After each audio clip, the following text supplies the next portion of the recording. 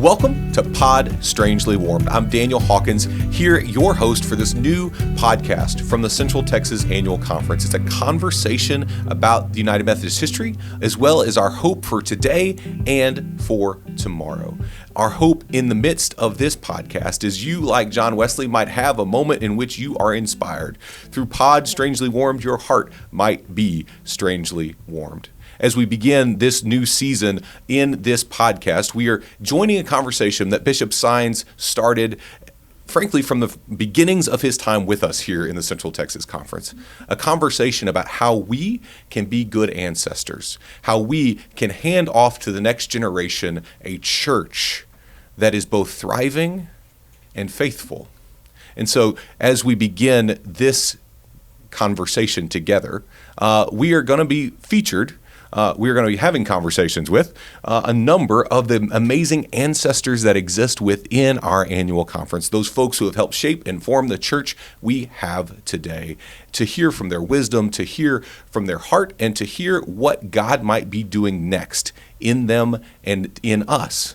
Because of their witness. Today, it is my incredible joy to be joined by Luther Henry. Many of you who've been around the conference know that Luther is an amazing man. He served under appointment in the United Methodist Church for 43 years.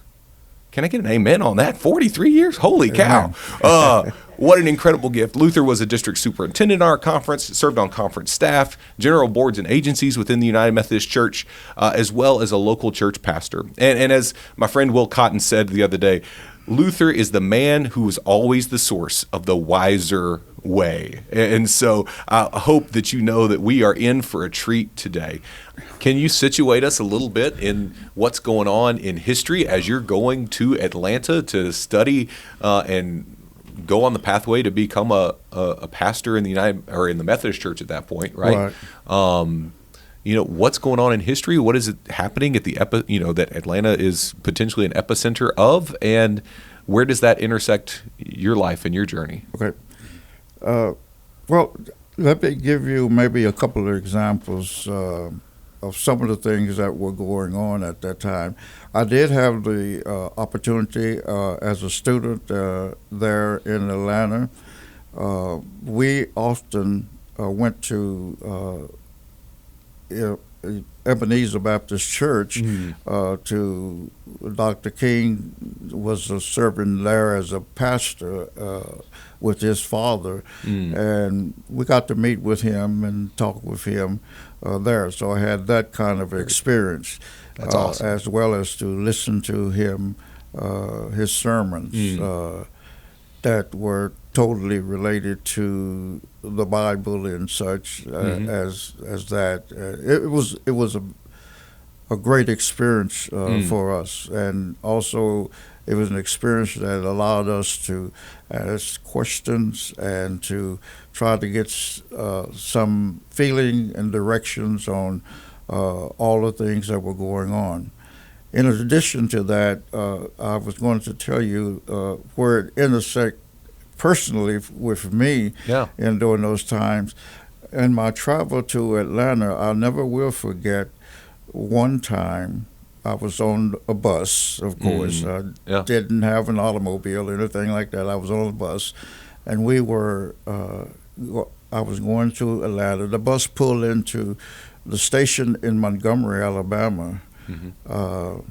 There we were to have breakfast. I had been reading while I was sitting on the bus, and so when I got off, I just simply followed the crowd to go into the restaurant. I went into the restaurant and took my seat. And while I was there, the waitress came over, and she said, "What do you want?" Just like that. And, of course, there was a tone that was not, that I understood wasn't really a tone that a person should have that was serving you. And I told her.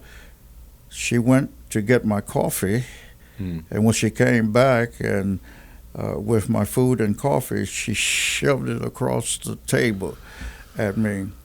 Now, if that wasn't enough, while I was sitting there, there were other people in the restaurant, of course, and they were sitting there, and all of a sudden, I heard the N word used over and over, and I heard, what's the coon doing in here?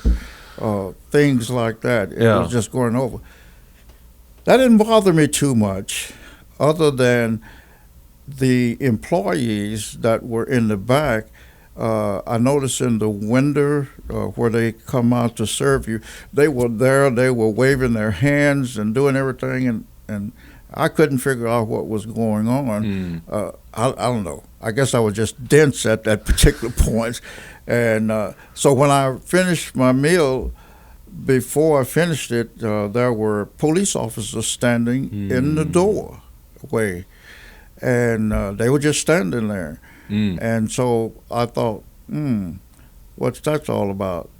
And then these people kept waving in the back. And so I got up, I walked out, they allowed me to go out, and when I went outside, I noticed there was a sign which said colored in the back. And what they were trying to tell me is that you're supposed to be eating the back. And I thought, but I believe that particular instance, the reason nothing happened other than, the verbal words that were going on was because I was traveling across state lines on a bus, and it would be illegal for them to do anything to me at that point, and so forth. That was an interesting experience. As a pastor, I had some interesting spirit. I did my last year in seminary. I pastored in Montgomery, Alabama, at the church there. And every week I would go up on a train every Friday to spend the weekend in the community. This particular week, I went up on a Thursday because we had a conference meeting that was going to be held in Mobile, Alabama. So I met my parishioners, some of my parishioners, at the train station, and they carried me to Mobile for the conference meeting.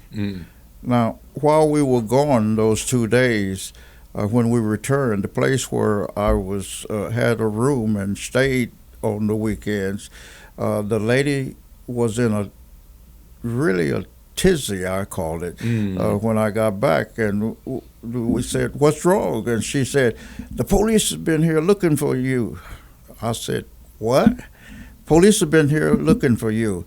Now, the people that I was with, who were members of my congregation, one of the gentlemen was head of the school for kids who had gotten in trouble, like a reformatory school. But in addition to that, they had a strange kind of arrangement. They also had orphan kids at that school too. And he said, "Okay, let's call Gray, who was the lawyer, a civil rights lawyer there in Atlanta, who had, been a part of the case with the Montgomery boycott and so forth." And he called him, and he called a second lawyer, and his son-in-law happened to be a lawyer too.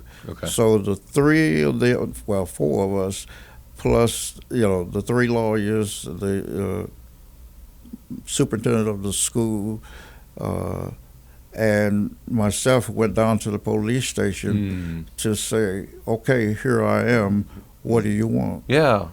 And the police said, "Well, there was a man going around in the community of Montgomery to the stores downtown, and he was telling people that he was a part of your church, and that if you would give him a certain amount of money, he would keep Dr. Martin Luther King from coming back here. And so we said, we don't have any kind of program like that going on. Yeah. And who is this man? And they said, well, we can't tell you. I said, we don't know this man.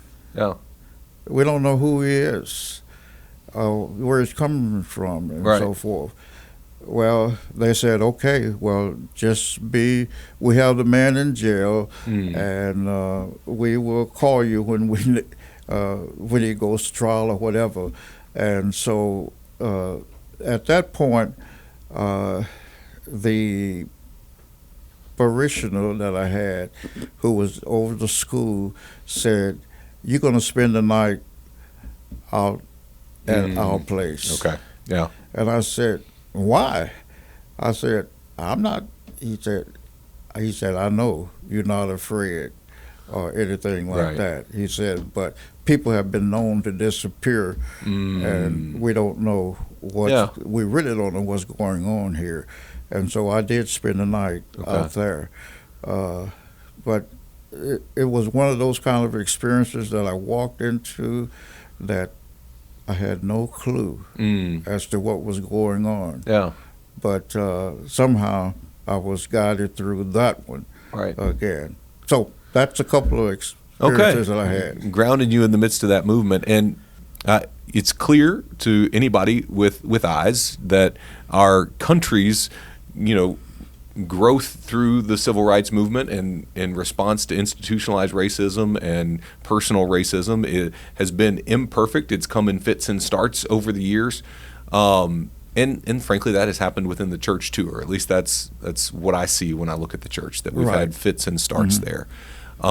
Could you share with us a little bit about kind of the intersections of those two places, and maybe how some of the songs that speak to our soul, those spirituals, may have actually had, both spiritual meaning, but also kind of maybe a little double meaning in the midst of, lots of the spirituals, for example, as you have indicated, lots of the spirituals had double meanings as far as what they were saying. I think right offhand, I think of a spiritual which says something about a train is coming. Better get on board, little children, get on board. That's one example. In that case, it was everybody thought these were happy people just singing about getting on board the train going to heaven. Right, to glory land. Glory land, that's exactly right. But what that was a coded message to the slaves to allow them to know that there was what was called the train that was going to be coming through. That was like the Harriet Tubman. Movement, that the Underground Railroad. That were moving people to the north and to Canada and other places. That's what that song was really about. But that's what many people thought it was saying something else.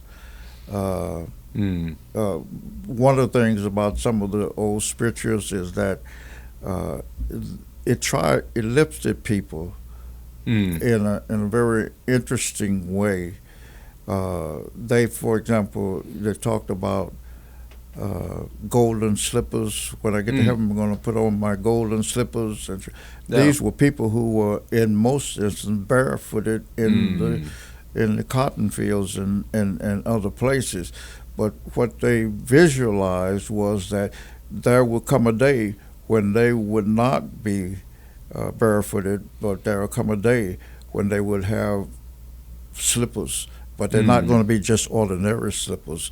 They're going to be golden slippers. They had to be something different. But this, I think, was a way of encouraging people in the midst of their struggles, in the midst of the hardships that they were going through, to remind them that there is going to be a better day. Yeah.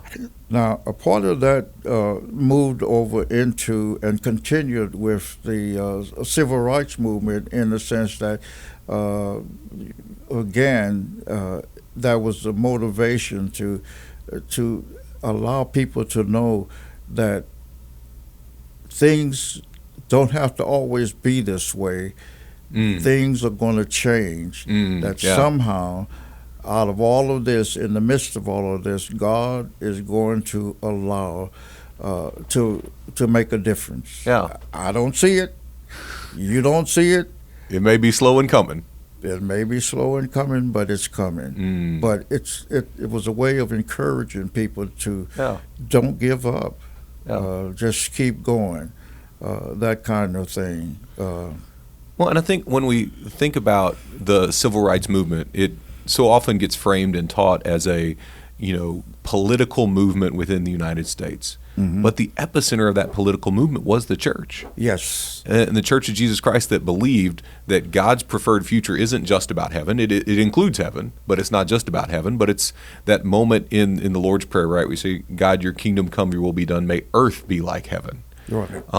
And that pastors and leaders and folks within the Christian community were the ones spearheading, trying to make earth be a little bit more like heaven. Right. And here you are, a Texas boy, right? West Texas boy, born and raised, doing theological education in Atlanta, serving in Montgomery, Alabama that last year. You touched in at a bunch of different parts of that movement. As a Texas boy, I wonder, why didn't, because I'm a born and raised Texas boy too, right? Why did it seem like most of the civil rights movement activity seemed to be in the Southeast and didn't make its way? Texas wasn't free of its own issues in that day and time, right? Why didn't it make it to Texas back then, do you think?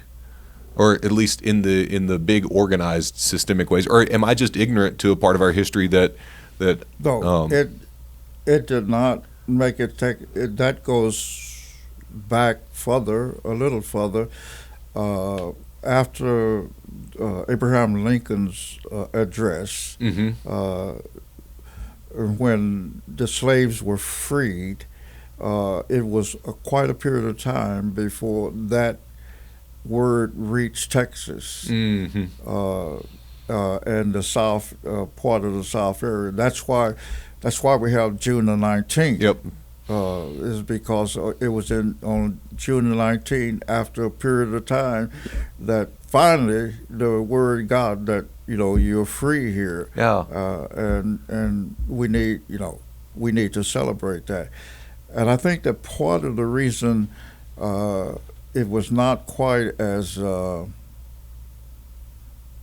active as it was in the Southeast and is because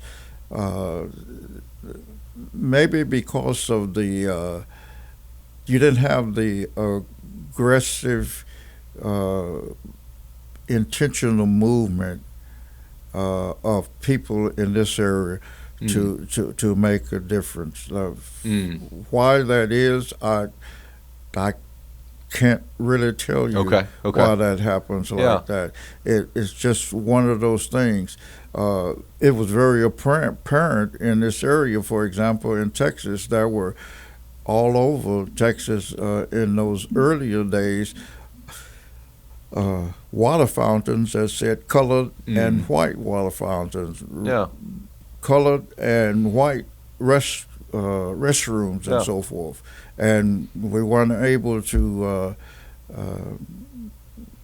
participate as a people in a lot of things and in a lot of areas. And it was something that I think maybe in Texas and some other places, you acclimate yourself to try to get through the crisis. You know it's there, and so forth, but you have to do what you have to do in order to get there. And at that point, I don't think many saw that. Well, like the marches in Atlanta and other places across the United States, I don't think many saw themselves as helping them to make a change for whatever reason. I don't know. It's just one of those things. But we were aware, I think, that there was still racial discrimination. There were problems, and it's just that it just was approached in different ways here. Bishop Sines, again, as we said a little earlier, is asked, like, what church are we handing to the next generation? Right. And we've seen and known that racial discrimination is a real thing in society, and it also has been in the church. You named the central jurisdiction and its segregated history. Over the 43 years you served under appointment in the Methodist and United Methodist churches, where have you seen that slow, steady progress? Where do you see that we still have work to do? And where do you have hope? Okay. Over the years, I've seen there have been attempts to make the conference more equal in terms of participation on the part of black and brown people and so forth. I think there has been an attempt to do this, and we've done that structurally by requiring that we have members of the minority group on boards, agencies, and other things like that. And I think that's one way of we're beginning to, make a difference or see a difference. What has happened, however, is there is a real need to get beyond the idea of just simply having representatives. We need persons who are willing to speak up and really be participants in the community, in the church. And I think that sometimes I know for a fact that initially, even though persons were named to boards and committees, sometimes they didn't attend because they said, well, I'm just one person, and I'm not going thing. Well, that defeats the purpose in the first place. But what I tried to personally do was to say, your presence, if you go, and your presence alone makes a difference. You don't have to say anything if you don't want to say anything, but because what I've learned is that certain things will not occur and will not happen if you're present. Well, and tell me if this fits with your experience or not. I know that one of the things that I've seen happen in other ways. So my mom is a retired Methodist clergy person, and at many of the churches she served, she was the first female senior pastor that they had. And part of her experience was there may have been some folks initially who weren't too sure about having a female pastor. But in the power of connection and relationship, the power of showing up, right? If she didn't show up to a lot of the places that didn't want her, she wouldn't have been very many places very long, right? But that power of relationship can help change hearts and minds. That power of connection, and just being willing, and that's a burden. But at the same time, it can be a place where transformation can come. Yes, I believe and think that it's very important that persons use whatever gifts and skills they have in whatever situation that they may find themselves. I recall when I was first appointed a district superintendent, never will forget, after a few months in that role, one of the things that happened is one of the clergy persons came to me and said, I want to tell you, when they appointed you the district superintendent, I thought the district was going to, and he used a word. Right. Yeah. And he said, but a place that might involve a handbasket. Right. Okay. That's it. And I simply listened to him. He said, but now I see it totally different. But I couldn't be upset about that. I didn't need to react to that, in my opinion. All I needed to do was just simply to try to administer in my role my duties as they were, and somehow or the other, that alone will make it work out. One of the things that I always try to suggest to people is that you can't force people to like you. And you just have to love them. And I think in the end, love wins. You just have to remember that. And things that are wrong. I have letters that from people that were not very nice as a district superintendent. Well, even as a conference council director at that time, weren't very nice, but that's okay. I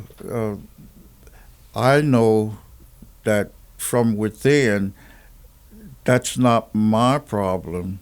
That's their problem. And there's no need for me to try to correct their problem as such. And I don't know, and I'm not trying to be polyistic about it or anything like that. I'm just simply trying my best to say, let's be genuine, let's be who we are as persons, and accept each other as persons, accept each other's gifts and skills, and realize that none of our gifts and skills are exactly the same, and that I can learn from you and you can learn from me if we have an open mind. Absolutely. I think that, that's what we need to do. And so that's kind of the way I approached it. I was fortunate enough to, as I said, to be, as you have indicated, to serve in the conference level, the children's church level, as well as the local church level, and that's been a blessing for me in all of those. It's not always been easy, but it's been rewarding, and that does make a difference. I suppose that in all of this, what I've learned, one of the things I've learned is that it may seem simplistic, but love always wins, no matter what. Can we clip that for TikTok and always put it on there somewhere? Love always ends, period. Yeah. So that's what I try to keep in mind. That is such a powerful word, and is often hard to remember when we find ourselves in moments where people aren't living fully into the God image that lives in them, right, in their interactions with us. And yet, the call is to love, not perfect, easy people, but all people. Right? Exactly. Luther, I am so thankful for you. I'm so thankful for your wisdom. I'm so thankful for your willingness to share with us. I was going to ask you a question about your hope for the future of the United Methodist Church, but you just nailed that right here and right now. A future that we may pull forward together in unity of spirit and unity of heart, even if we're not always unified in our mind. Yeah. Thanks be to God. Amen? Amen. Amen. Thank you for joining us today on the Pod Strangely Warm podcast as we celebrate and give thanks for those who have invested in and shaped the church that we have today as we seek to be good ancestors for those who will come after us. If you've got somebody that you know we need to talk to, make sure you shoot us a note. Let us know who we, within the bounds of the Central Texas Conference or beyond, need to be in conversation with. Join me in thanking Luther Henry for being an amazing person to share with us your history and your love for the church in our brokenness and in the places where we managed to get it right. Until next time, I'm Daniel Hawkins. We'll see you soon.